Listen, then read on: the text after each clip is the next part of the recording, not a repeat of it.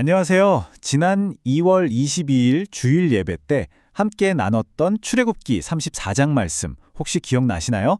하나님께서 직접 당신의 성품을 우리에게 알려주신 정말 놀라운 말씀이었죠.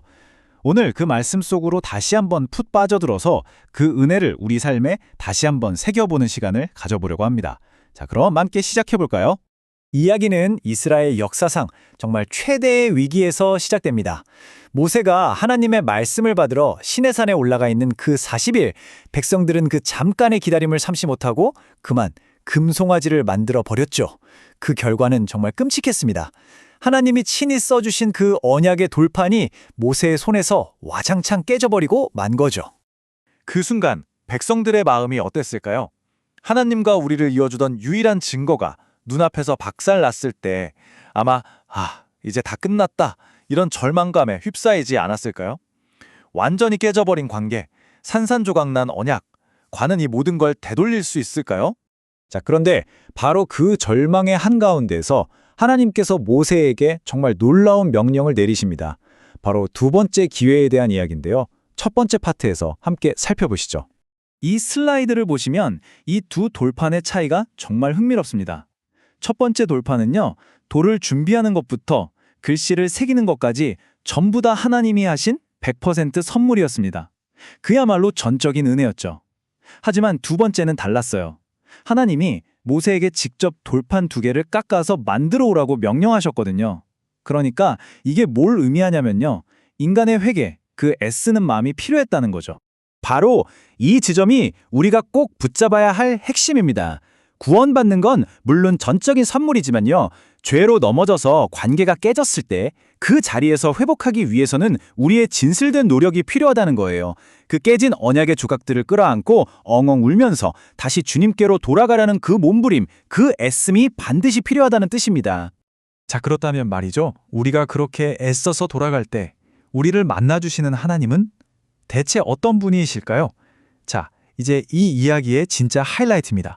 두 번째 파트에서 하나님의 자기 계시를 한번 들여다보겠습니다. 와, 이 대비를 좀 보세요. 정말 놀랍지 않나요? 우리 인간은 고작 40일 늦어지는 걸 못 참고 하나님을 다른 걸로 바꿔치기를 하려고 했는데 하나님은 당신 자신을 노하기를 더디하는 분이라고 소개하십니다.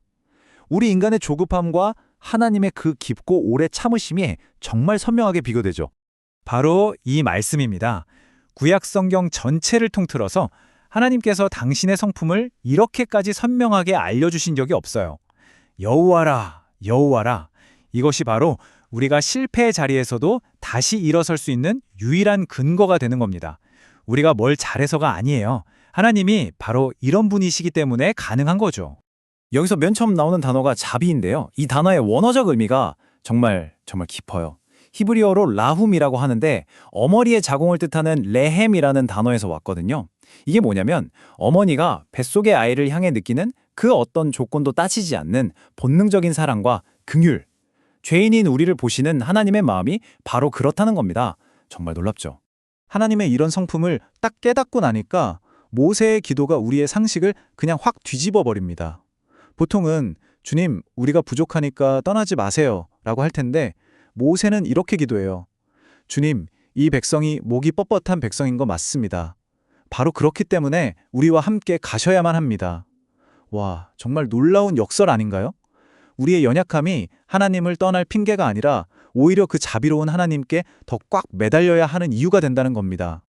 자, 이제 이야기가 또 한 번 흥미롭게 전개됩니다. 두 번째 돌판을 들고 산에서 내려온 모세. 그런데 얼굴에서 막 광채가 나는 거예요. 그래서 수건으로 얼굴을 가렸다고 하죠. 세 번째 파트에서는 바로 이 수건의 진짜 의미가 뭔지 한번 파헤쳐 보겠습니다. 아니, 모세는 대체 왜 얼굴에 수건을 썼을까요? 그냥 상식적으로 생각하면 백성들이 그 얼굴의 광채를 보고 너무 두려워했기 때문이겠죠?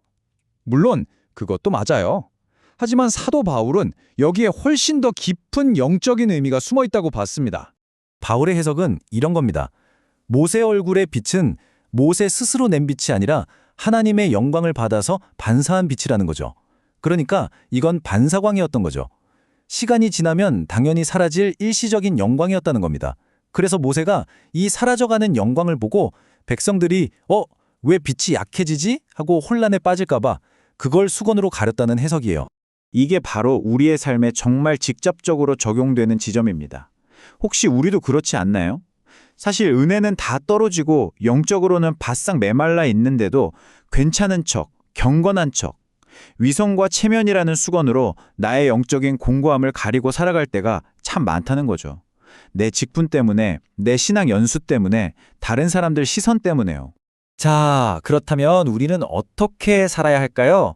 마지막 네 번째 파트에서는요, 모세의 그 사라질 영광과는 비교도 안 되는 그리스도 안에서 우리가 누리는 그 영원한 영광에 대해서 이야기하면서 결론으로 나아가 보겠습니다. 바로 이겁니다. 이게 바로 새 언약 아래 사는 우리에게 주신 정말 어마어마한 약속이에요.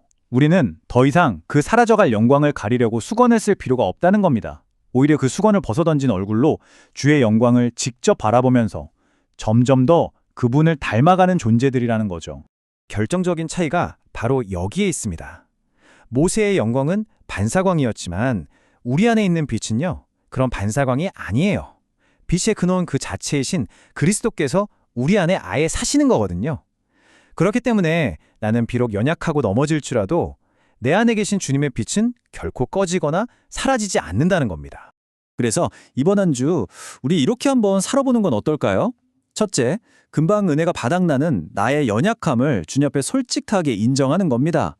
둘째, 다른 사람들에게 잘 보이려고 했었던 그 위선과 체면의 수건을 과감하게 벗어버리는 거죠. 그리고 마지막 셋째, 나의 어떤 노력이 아니라 오직 자비롭고 은혜로우신 그 주님의 성품 하나만 딱 붙들고 나아가는 겁니다. 마지막으로 이 질문을 스스로에게 한번 던져보면서 한 주를 시작하면 좋겠습니다. 나의 영적인 가난함을 가리기 위해, 나의 체면을 지키기 위해 내가 무심코 쓰고 있었던 그 수건은 과연 무엇일까요? 그걸 과감하게 벗어던지고 주님, 저 사실은 이래요 하고 그 자비로우심 앞에 정직하게 설 때 바로 그때 우리는 영광에서 영광으로 이르는 진짜 놀라운 삶을 경험하게 될 겁니다.